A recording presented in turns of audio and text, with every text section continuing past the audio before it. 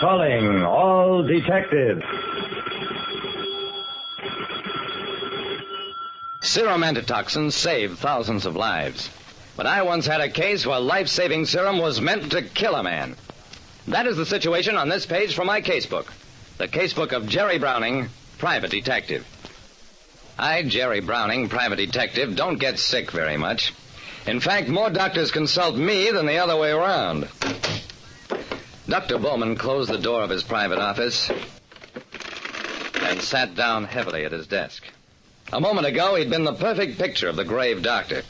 Now, in the privacy of his office, Mr. Browning, somebody in my clinic is trying to murder me by means of anaphylaxis. Anna who? Dr. Bowman wasn't amused. Anaphylaxis isn't a person, Mr. Browning. It's a physiological phenomenon. Extreme and violent shock reaction. For example, if a guinea pig is injected with a harmless amount of certain tropical serums, that guinea pig becomes sensitized to it. Then, if within 10 to 14 days the animal is injected again with the same serum, anaphylaxis results. Within a few minutes, it dies. Wow. Now, let me get this straight, Doctor. Serums that protect a person, if injected a second time within a limited period, cause death? Certain rare serums, yes.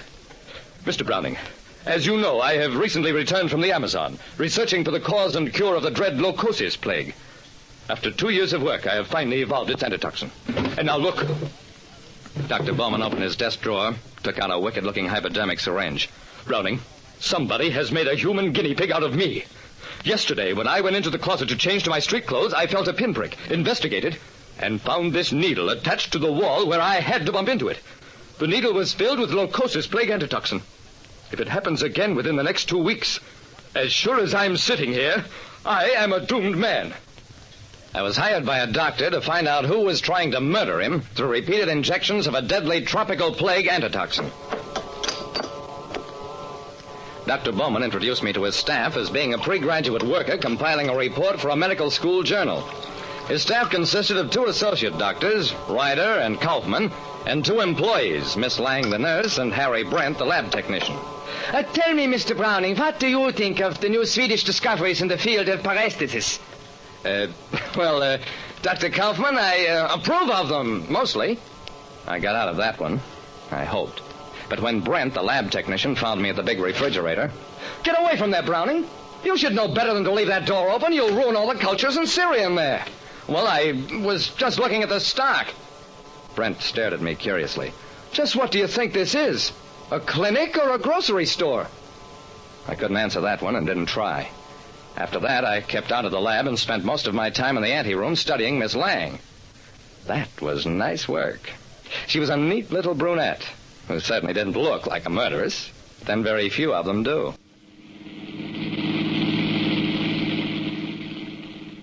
I checked into her background, found it conventional. She lived in a nurse's residence, had no special boyfriend, dated the lab technician Brent once in a while.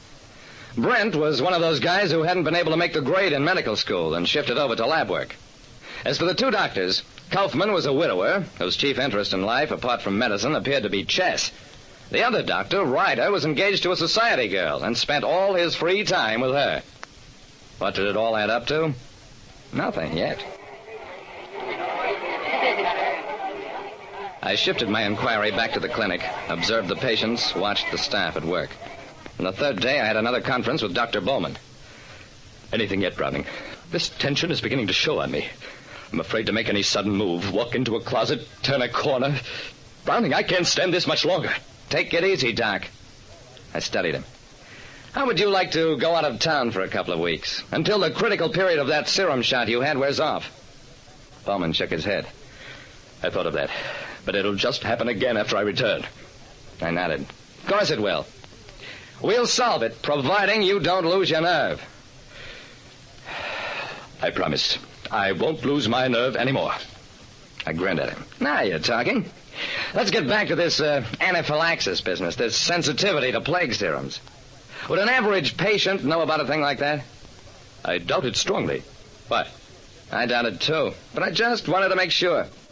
That eliminates the patients at the clinic and means the potential killer is somebody on your staff. Doctors Kaufman and Ryder, your nurse, Miss Lang, or your lab technician, Harry Brent. I'm afraid you're right. Now what? Now we try some anaphylaxis of our own and watch what happens.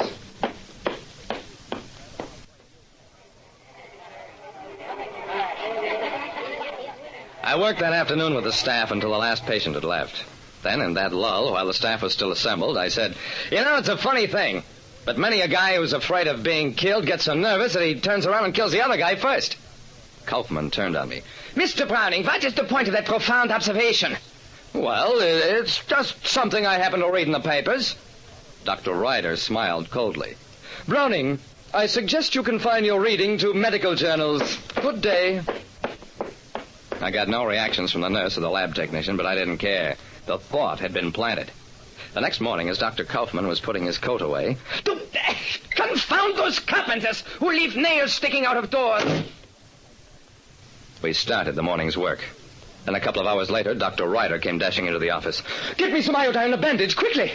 Dr. Ryder's palm showed a tiny drop of blood from a pinprick, while Miss Lang ran for the iodine. "What's the matter, Dr. Ryder? Cut yourself?" "A pin sticking out of the corner of my desk. A man can get blood poisoning that way. Where's that girl with the iodine?" Well, that proved nothing. But in the lab that afternoon, Harry Brent was preparing a culture. I walked past him, and as I did, nudged him. Brent staggered back, brushed his elbow against the cabinet door, then jumped into the air. "I'm poisoned! I've been poisoned!" I grabbed Brent before he fell. "You're dying. Bowman got you before you got him. Quick, tell me what it's all about and I'll avenge you." Yeah. Anaphylaxis may be something I never heard of before, but the power of suggestion is old stuff to me. I had the whole story in less than a minute. Jealousy. Brent loved Miss Lang. She loved Bowman. So the lab technician decided to eliminate his rival in typical medical style. In another 5 minutes, Brent knew the whole thing was a fake. Of course, the hypo needle had nothing in it.